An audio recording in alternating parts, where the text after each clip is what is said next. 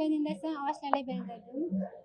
ಈ ಹಾಸ್ಟೆಲಲ್ಲಿ ನಾನು ಸೀಮಿತವಾದ ಚೌಕಟ್ಟಿನಲ್ಲಿ ಓದನ್ನು ನಾನು ಮುಂದುವರಿಸ್ತಿದ್ದೆ. ಇನ್ನು ಮದುವೆ ಆದಮೇಲೆ ಸಹ ಹೆಚ್ಚಿನ ಅವಕಾಶದೊಂದಿಗೆ ನಾನು ಓದನ್ನು ಮುಂದುವರಿಸ್ತೇನೆ.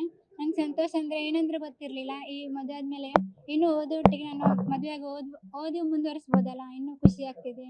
ಈ ಖುಷಿಗೆ ಜೊತೆಯಾದ ಈ ಸಂಸ್ಥೆಗೆ ಮತ್ತು ಅದಕ್ಕೆ ಸಂಬಂಧಿಸಿದ ಅಧಿಕಾರಿಗಳನ್ನ ನಾನು ಅಭಿನಂದನೆಯನ್ನು ಹೇಳಲಿಕ್ಕೆ ಇಷ್ಟಪಡ್ತೇನೆ. ಮತ್ತು ಇಲ್ಲಿ ನನ್ನೊಂದಿಗೆ ಕೈ ಜೋಡಿಸಿದಾಗ ಅವ್ರಿಗೂ ಸಹ ಹೃದಯಪೂರ್ವಕ ಧನ್ಯವಾದಗಳನ್ನ ಹೇಳಲಿಕ್ಕೆ ಇಷ್ಟಪಡ್ತೇನೆ. ಓದಿ ನಾನು ಜರ್ನಲಿಸಮ್ ಅಥವಾ ಕನ್ನಡ ಲೆಕ್ಚರ್ ಆ ಥರ ತಗೊಂಡು ಓದನ್ನು ಮುಂದುವರಿಸ್ತೇನೆ.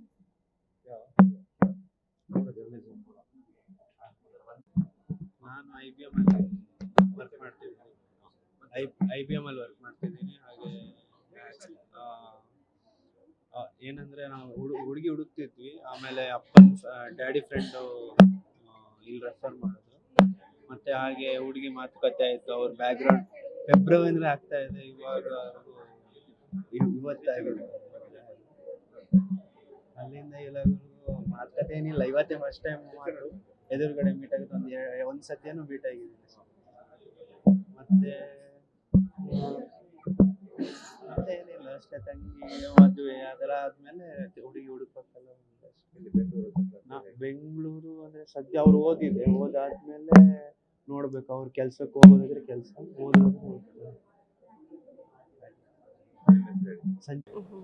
Marriages are made in heaven ಅಂತ ಹೇಳ್ತಾರೆ. ಆದರೆ ಇದು ಅಲ್ಲಿ ಸ್ವರ್ಗದಲ್ಲಿ ಮದುವೆ ನಿಶ್ಚಯ ಆಗಿ ರಾಜ್ಯ ಮಹಿಳಾ ನಿಲಯದಲ್ಲಿ ವಿವಾಹ ಸಮಾರಂಭ ನಡೀತಾ ಇದೆ ಈ ದಿನ. ಇದು 25 ಮದುವೆಗಳನ್ನು ಈಗಾಗಲೇ ಮುಗಿಸಿದ್ದೇವೆ ಪ್ರಾರಂಭದಿಂದ. ಈಗ 26 ಮತ್ತು 27ನೇ ಮದುವೆಯನ್ನು ಅದ್ದೂರಿಯಿಂದ ನಡೆಸ್ತಾ ಇರುವ ಹೆಗ್ಗಳಿಕೆ ನಮ್ಮ ರಾಜ್ಯ ಮಹಿಳಾ ನಿಲಯದ್ದು. ಮಾನ್ಯ ಜಿಲ್ಲಾಧಿಕಾರಿಯವರ ಅಧ್ಯಕ್ಷತೆಯಲ್ಲಿ ಅವರನ್ನು ಮುಂದಿಟ್ಟುಕೊಂಡು ನಮ್ಮ ಮಹಿಳಾ ಮತ್ತು ಮಕ್ಕಳ ಅಭಿವೃದ್ಧಿ ಇಲಾಖೆ ಹಾಗೂ ಜಿಲ್ಲೆಯ ಎಲ್ಲ ಸಹಭಾಗಿತ್ವ ಇಲಾಖೆಗಳ ಜೊತೆಗೂಡಿ ನಾವು ಮದುವೆಯನ್ನು ಹಮ್ಮಿಕೊಂಡಿದ್ದೇವೆ. ಈಗ ಎಲ್ಲ ಅಧಿಕಾರಿಗಳು ಸಿಬ್ಬಂದಿ ವರ್ಗದವರು ಮದುವೆಯಲ್ಲಿರುವುದು ನಮ್ಮ ಒಂದು ಹೆಮ್ಮೆಯ ವಿಷಯ ಅಂತ ಹೇಳ್ಬೋದು. ಈಗ ನಮ್ಮಲ್ಲಿ 2 ಮದುವೆ ಆಗಿದೆ. ಒಬ್ಬರು ಮುಲ್ಕಿಯವರು, ದಕ್ಷಿಣ ಕನ್ನಡ ಜಿಲ್ಲೆಯ ಮುಲ್ಕಿಯವರು, ಇನ್ನೊಂದು ಹಾಸನದವರು. ಹಾಗೆ ಮುಲ್ಕಿಯ ಮದುವೆ ಮಾಡ್ತಾ ಇರುವ ನಿವಾಸಿ ಕಾಲೇಜ್ ವಿದ್ಯಾಭ್ಯಾಸ ಮಾಡ್ತಾ ಇದ್ದಾಳೆ. ಅವಳೀಗ 3ನೇ ವರ್ಷದ ಡಿಗ್ರಿಯಲ್ಲೂ ಓದ್ತಾ ಇದ್ದಾಳೆ. ಹಾಗೆ ಮನೆಯವರು ತೊಂದರೆ ಇಲ್ಲ, ನಮಗೆ ಓದ್ತಾ ಇರುವ ಹುಡುಗಿ ಆದರೂ ತೊಂದರೆ ಇಲ್ಲ, ನಾವು ಅವಳನ್ನು ಮುಂದೆ ಓದಿಸ್ತೇವೆ, ಅವಳು ಎಷ್ಟು ಓದಬೇಕು ಓದಿಸ್ತೇವೆ ಅಂತ ಹೇಳಿದ ಕಾರಣದಿಂದ ನಾವು ಮದುವೆಗೆ ಒಪ್ಪಿ ಮದುವೆ ಕಾರ್ಯಕ್ರಮ ಅದನ್ನು ಪ್ರಕ್ರಿಯೆ ಮುಂದುವರಿಸಿದ್ದೇವೆ. ಹಾಗೆ ಹಾಸನದ ಹುಡುಗ ಮದುವೆ ಆಗ್ತಾ ಇರುವ ಹುಡುಗಿ ಮೂಗಿ ಮತ್ತು ಕಿವುಡಿ. ಅವಳಿಗೆ ಏನು ಕೇಳೋದು ಇಲ್ಲ, ಮಾತಾಡಲಿಕ್ಕೂ ಬರೋದಿಲ್ಲ. ಅದ್ರ ಎಲ್ಲ ಇಡೀ ನಮ್ಮ ರಾಜ್ಯ ಮಹಿಳಾ ನಿಲಯದ ಎಲ್ಲ ಕೆಲಸವನ್ನು ಅಚ್ಚುಕಟ್ಟಾಗಿ ನಿರ್ವಹಿಸುವಂಥ ಹುಡುಗಿ. ಅವಳಿಗೊಂದು ಮದುವೆ ಮಾಡಬೇಕಂತ ತುಂಬ ಆಸೆ ಇತ್ತು. ಹಾಗೆ ಆ ಹುಡುಗನ್ನು ಸಹ ಒಪ್ಪಿದ್ರು. ಹಾಗಾಗಿ ಈಗ ಮದುವೆಯಾಗಿ ಹೊಸ ಜೀವನಕ್ಕೆ ಕಾಲಿಡ್ತಿದ್ದಾಳೆ. ಹಾಗೆ 2 ಜೊತೆ ಮದುವೆಯನ್ನು ಈಗ ಮಾಡ್ತಾ ಇದ್ದೇವೆ. ಒಬ್ಬರು ನಮ್ಮ ಕಾಲೇಜು ಓದ್ತಾ ಇರುವ ಹುಡುಗಿಗೆ, ಅವಳಿಗೆ ಯಾಕೆಂದರೆ ನಮ್ಮಲ್ಲಿ ಜಾಸ್ತಿ ಪುರೋಹಿತರು ಕೃಷಿಯವರು ಬರ್ತಾ ಇದ್ದಾರೆ. ಅದನ್ನು ಅವಳಿಗೆ ಮದುವೆ ಮಾಡಿಸ್ಲಿಕ್ಕೆ ನಮ್ಗೆ ಅಷ್ಟು ಇಷ್ಟ ಇರಲಿಲ್ಲ. ನೋಡುವ ಅಂತಿದ್ದೆವು.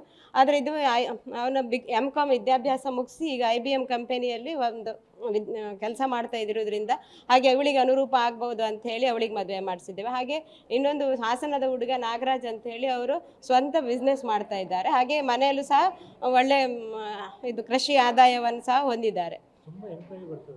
ತುಂಬ ಅಂದರೆ ಒಂದು ಮದುವೆ ಆದ ಹಾಗೇನು ಮತ್ತೆ ಒಂದು ನಮ್ಮ ಫೋನ್ನಲ್ಲಿ ಕಾಲ್ ಲಿಸ್ಟ್ಗಳು ಜಾಸ್ತಿ ಆಗ್ತಾ ಇರುತ್ತೆ. ಫೋನ್ ಬರುತ್ತೆ, ಆಗ DCಗೆ ಡೈರೆಕ್ಟಾಗಿ DC ಮೇಡಮ್ ಇದಕ್ಕೆ ಮೇಲ್ ID-ಗೆ ಒಂದಿಷ್ಟು ಕರೆಗಳು ಬರ್ತವೆ. ಹಾಗೆ ಪ್ರತಿ ವರ್ಷ ನಮಗೆ ಒಂದೊಂದು ಮದುವೆ ಮಾಡಿದ ಹಾಗೂ ಅದರದ್ದು ಇದು ಜಾಸ್ತಿ ಆಗ್ತಾ ಹೋಗ್ತಾ ಇದೆ, ಎನ್ಕ್ವೈರೀಸ್ ಜಾಸ್ತಿ ಆಗ್ತಾ ಹೋಗ್ತಾ ಇದೆ. ಹಾಗೆ ಮುಂಚೆ ತಾವು ಹೇಳಿದೆ ಬ್ರಾಹ್ಮಣರಲ್ಲಿ ಜಾಸ್ತಿ ಇತ್ತಂತ, ಈಗ ಅದೇ ಆ ವರ್ಗವನ್ನು ಬಿಟ್ಟು ಬೇರೆ ವರ್ಗಗಳಲ್ಲೂ ಸಹ ಮದುವೆ ನಡೆದಿದೆ. ಈಗ ಈ ಸರಿ ಆಗ್ತಾ ಇರುವ 2 ಮದುವೆ ಬ್ರಾಹ್ಮಣೇತರ ಮದುವೆಗಳಂತ ಹೇಳಿ.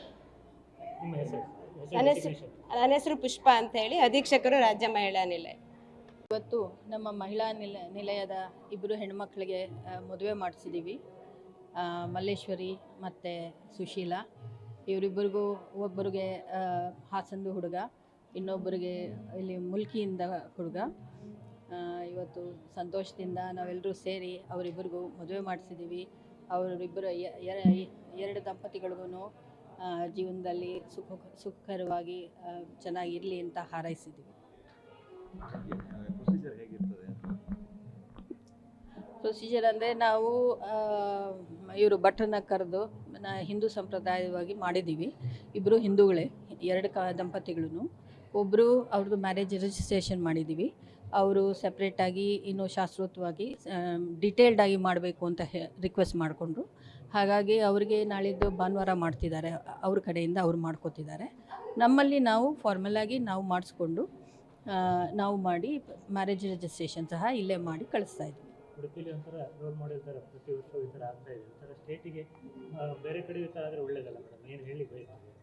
ಬೇರೆ ಕಡೆನೂ ಆಗ್ತಾ ಇದೆ. ಇಲ್ಲಿ ಆದಾಗ ಬೇರೆ ಕಡೆ ತುಂಬ ಎನ್ಕ್ವೈರಿ ಬರ್ತದೆ, ಉಡುಪಿಗೆ ಎನ್ಕ್ವೈರಿ ಬರ್ತದೆ, ನಮಗೆ ತುಂಬ ಕಾಲ್ ಬರ್ತದೆ. ಹಾಗೆ ಅದನ್ನು ಸ್ವಲ್ಪ ಎಲ್ಲರೂ ಫಾಲೋ ಮಾಡಿದರೆ ಇದು ಒಂದು ಒಳ್ಳೆ ಯೋಜನೆ. ಇದು ನಾವು ನಮ್ಮ ಮಹಿಳಾ ಇದು ನಿಲಯದ ಹೆಣ್ಮಕ್ಳನ್ನ ಚೆನ್ನಾಗಿ ನೋಡಿಕೊಂಡು ಬೆಳೆಸಿ ಅವ್ರಿಗೊಂದು ಜೀವನ ಮುಂದೆ ಚೆನ್ನಾಗಿ ರೂಪಿಸ್ಕೊಂಡು ಆಗಲಿ ಅಂತ ಎಜುಕೇಷನ್ ಕೊಡ್ತೀವಿ, ಸ್ಕಿಲ್ ಟ್ರೈನಿಂಗ್ ಸಹ ಕೊಡ್ತೀವಿ. ಕೆಲವರು ವರ್ಕಿಂಗ್ ಜಾಬ್ ಸಹ ಹೋಗ್ತಾರೆ. ಸೊ ಅವರಿಗೊಂದು ಜೀವನದಲ್ಲಿ ಅವ್ರಿಗೂ ಒಂದು ಆಸೆಗಳಿರುತ್ತೆ, ಒಂದು ಫ್ಯಾಮಿಲಿ ಲೈಫ್ ಇರಬೇಕು ಅಂಥೇಳಿ. ಒಂದು ಒಳ್ಳೆಯ ಅವಕಾಶ ಸಿಕ್ತು ಅಂದರೆ we are happy to support. And ಈ ಥರ ಎಲ್ಲ ಕಡೆ ಆಗೋದು ಭಾಳ ಒಳ್ಳೆಯದು.